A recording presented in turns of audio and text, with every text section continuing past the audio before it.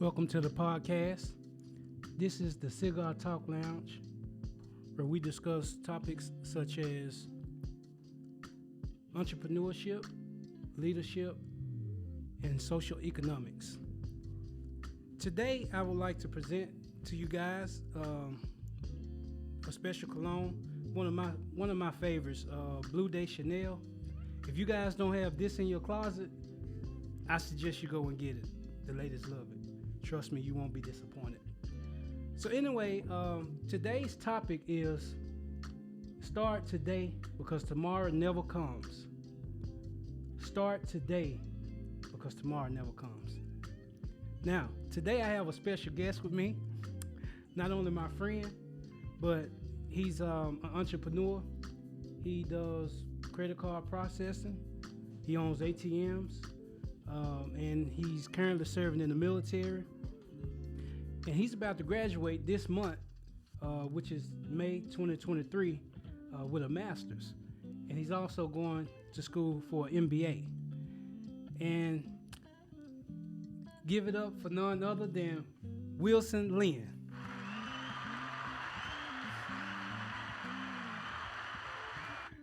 All right, Wilson. So today we're going to talk more about the ATM business that you currently own.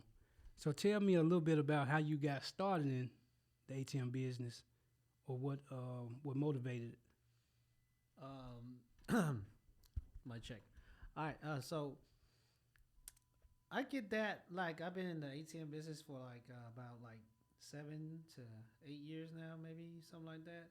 And I get, quite frankly, I actually get that question a lot from people that doesn't really know about me, and they see me out there in the field doing stuff, or the first time hearing me oh, you a ATM business owner? Like what made you started that stuff? Right? That's the first question. Not the rate, not how much I charge, but what made you start, and stuff like that.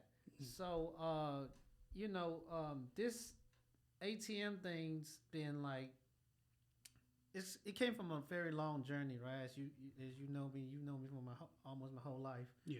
And what really started it was, entrepreneurship, right? Yeah. Something we talk about. Exactly, almost all the time. Back in the days when I was in active duty, you know what I'm saying? You actually a lot of pieces that put me together into starting this business, but what really started was, the entrepreneurship behind owning a business, right? So, back in the days, I wasn't making no money, maybe making $1,300 a whole month, and then I'm talking about saving for a Camaro, and you over here how much you gonna save for a Camaro? I was like, man, $30,000 some dollars, and you like, man, you crazy, man. With that money you can start a business with it, and then use that business income to buy you a Camaro, right? So that's what instilled the entrepreneurship discipline in my head. I'm like, hey, I can be a business owner. Yep. I'm like, shit. Well, I just didn't know what to invest in, right? We were talking about a lot of ideas, but we never just came and do none of them, right? And when I first got out from the military, I still got that idea in my head, and I saw that one of the vendor that was loading up our machine, my mom's store, so without too much background, I used to work for my mom after I discharged from the military, and I worked there for 3 years, and I see the vendor, used to come all the time, but then one time he stopped. And then he just won't respond to any calls or any, just not responsible, with his business in general, right? Back in the days, I wasn't thinking about starting no ATM business or none of that stuff. I leaned towards to other stuff, maybe, I don't know, real estate or something. I don't know. I didn't know what I really didn't know what kind of business I want to get into, but he motivated me to get into that business, because he wasn't handling his own business. So that makes a lot of sense. Okay, now, so I know you mentioned your military background, which I'm aware of, but we'll talk about that more later. But as far as processing or setting up an ATM for those who would like to have your service. Tell us a little bit about how that works. I guess the installments or Okay, so let's just go from bottom to the top, right? You know, ATM is just like a vending machine that you see at Walmart or Kroger. You know, the one that roll out Cokes. So imagine the Coke is the money, right? It's pretty simple. You just gotta actually just like place the equipment onto the ground, bow it down, and supply with money. That's really it, right? Programming is easy. You can call customer support, and they can walk you through the whole entire thing. You just gotta press buttons and follow instructions. okay. So I've been on this journey with you for quite some time, but we speaking to the people that don't know or understand how the business work, and I often get questions, which I'm sure some of the viewers would have, about the security of those ATMs. You know, most people have concerns of theft. So, what can you do to guarantee your customers a peace of mind? So really, like if you look at the percentage and the death crime on ATM, it's pretty freaking low, right? I know Memphis is a very hot area for crime, and the last 3 months, right? Let's just talk about some real numbers in real life, and some real events. Yeah. In the last 3 months, I got 5 of my merchants broken into, and guess how many mess with my ATM or trying to break into it? Zero. So so that ought to tell you how likely or how attractive your ATM to criminals. Not pretty likely. If they were to go in, they're gonna go for the cash because they know that that's a hardcore machine right here. They wouldn't want to mess with it. They don't have the time to mess with it. This thing is heavy. You don't even know there's money in there or not. It's just a bunch of waste of time. It's a big risk. It's a big risk. Mhm. Yeah, no rewards. Yeah. Which is good. Which is good. Yeah. Okay. Okay. So you also do credit card processing. Tell us how does that work? I don't know much about that, but Credit card processing. So that's about the same thing as providing a service, but except you are the middleman, right? Okay, let me put it in a very simple term. So if you let's just say I know most of us have cell phone bills, right? Most of us have cell phone bills. This is pretty freaking easy. Maybe like $30-$50 a month per person, right? So imagine Cricket. Let's just because this is what I have. Cricket is the credit card processing company. My credit card processing company is to be announced later in this video, but it has a name. So let's just call mine as Cricket too. So Cricket is the cell phone company. You pay them $50 a month. They provide you what? Cell phone services. So it's just like me. I'm the but for credit card services, there's a middleman to make all that money, to make some of that money, not all that money. And I'm just that middleman. So let's just say Cricket charge me $50 to provide this, trial cell phone service for $50 a month. I just got to mark it up. We call it a markup, right? $50 plus $5 is my commission. I'm gonna sell it to you for $55 a month, but I'm gonna offer you the service that Cricket can offer you for $50. Except I'm the middleman. okay. Something like that. That's Okay. processing. Okay. So a salesman. Yeah. More so. Okay. Yep. Now back to the ATM. Okay. Now I know that different markets could be or different stores, different areas could have different numbers or as far as someone that wants to get into the business, what could they expect as far as revenue? Do you think do you have a huge return on your investment in the beginning, or would you say more so in the long run? So you're right. So this is all depends, right? So like I know a lot of people like how much I'll make off an ATM and all that good stuff, and that's what people really want, right? When you invest, you want to know how much you're making back. Now, this depends. There's no fixed answer. Let me just go back, right? There's no fixed answer to everything. Like just like credit card, no matter if it's credit card, ATM, or real estate, it doesn't matter what it is. There's no fixed answer to how much you're gonna make. But I would say this: if you put your ATM in a poverty stricken neighborhood, your rate of return is going to be much higher than somewhere that's not like near a poverty stricken neighborhood. Suburbs, most Yeah, more that so. yeah, those are ain't those are not the one that you want. And regardless of what neighborhood it is, it's going to be a 30% rate of return per year 30%. annually. Okay.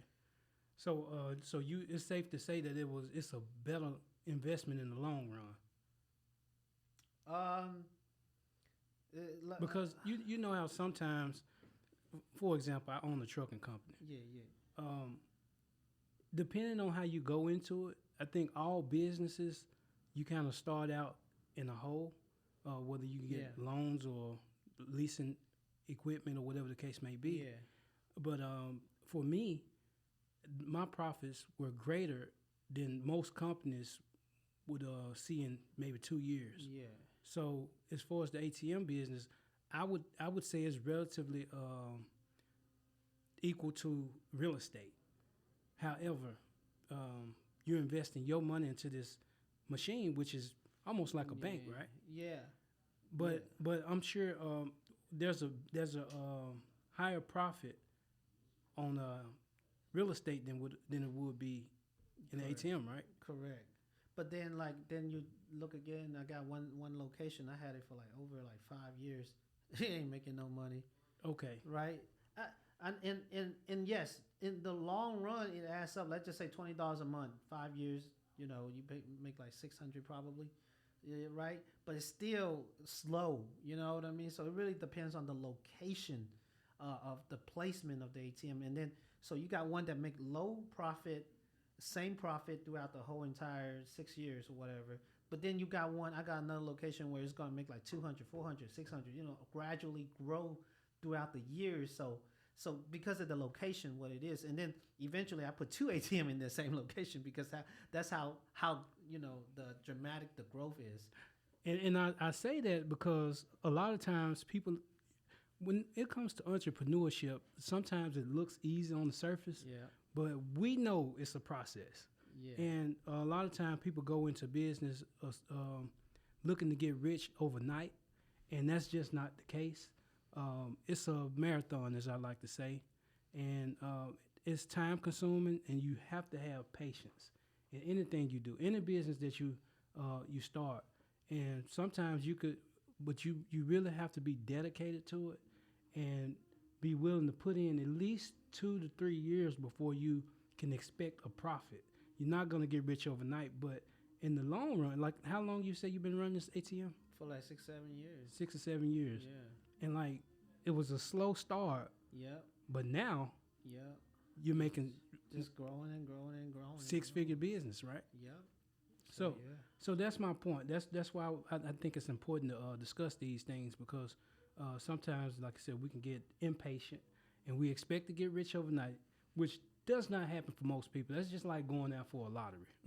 It's just the odds are slim. correct. Okay, now now I know your journey started in the military, Yep, right? for sure. Okay, and I know that was a long process. It was a long journey. It was pretty rough, but you are now a um, um, drill sergeant, Oh yeah, right? correct. Okay, so what was your career like in the military? For those that's looking to go to the military, as a matter of fact, let me ask you this: you know how a lot of kids come out of school and they can't decide whether they want to go to the military or to college.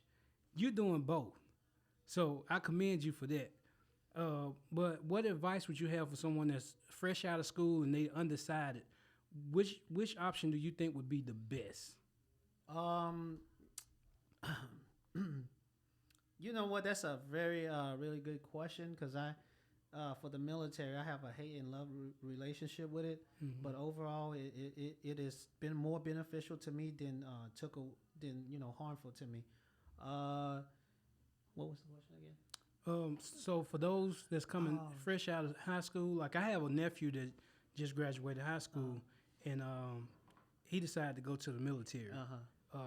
A lot of people do, but you have some kids that's undecided because they don't know. You have experienced both sides.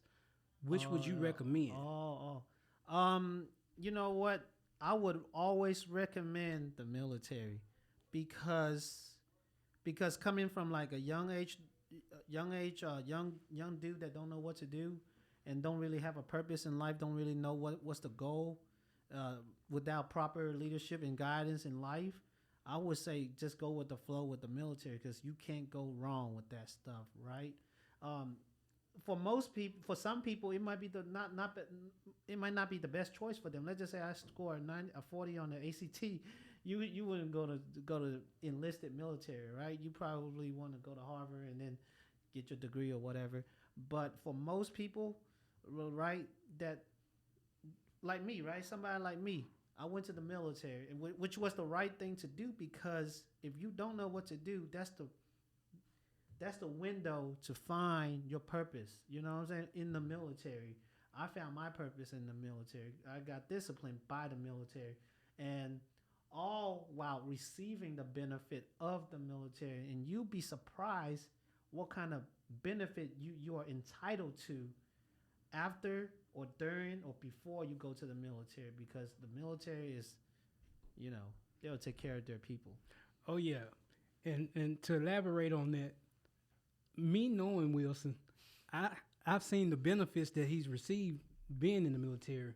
And you know how you have a lot of these people standing out patronizing and saying that they are veterans and they can't get the help they need. Mm-hmm. It's not the truth. It's not the truth. Yeah, it's not the truth. But another thing, like I said, Wilson will be graduating this month, and he has had a full ride off the military. The military pay for his full tuition. Yep. And he's also going for an MBA, in which the military is covering the full ride. Yep. Correct? Yep, correct. So that's a great benefit. So, for those of you that's undecided, like he suggests, going in the military to give you the structure you need. It gives you the stability and the discipline. So, yeah. But that's pretty much all we're going to talk about today. We're going to go ahead and wrap it up. But is there anything else you want to add, Wilson, before we wrap this up? No, not really. There's a lot of stuff we could talk about all day, right? Mm-hmm. But I feel like, if you have question, comments, or concern, you can just like leave a comment below, and then we'll get to it, right? Because we can't cover everything in one day. This is just one session. You know what I mean? Yeah.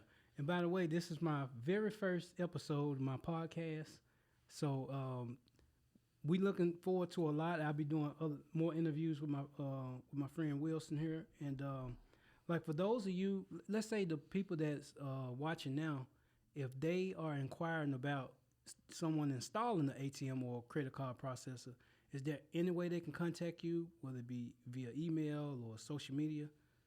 I'm not a really like what do you call it? You're not into social media? Well, yeah, I'm not an into social media guy. I'm not trying to like go out and just trying to help everybody and all that good stuff. I will share the knowledge, but I'll be busy at a lot of time. I have a lot of stuff to do. So, I wish I could help, but just leave a comment and concern, and then, we'll address it. We'll address it from there. Okay. Yeah. All right. Well, that wraps up today's show. Thank you guys for joining the podcast of Cigar Talk Lounge, and we'll be looking forward to answering any questions you may have, and we'll see you on the next episode. Yep. Do we have after credits and stuff? Like, the after credits and all that stuff? Oh, what you mean? Like at the end of the movie, that's when they show you like what messed up during the interviews and stuff. That's some funny stuff. You know what I'm talking about? Oh. Yeah, because I'm about to ask you, hey, can we smoke a cigar in here? Cigar lounge.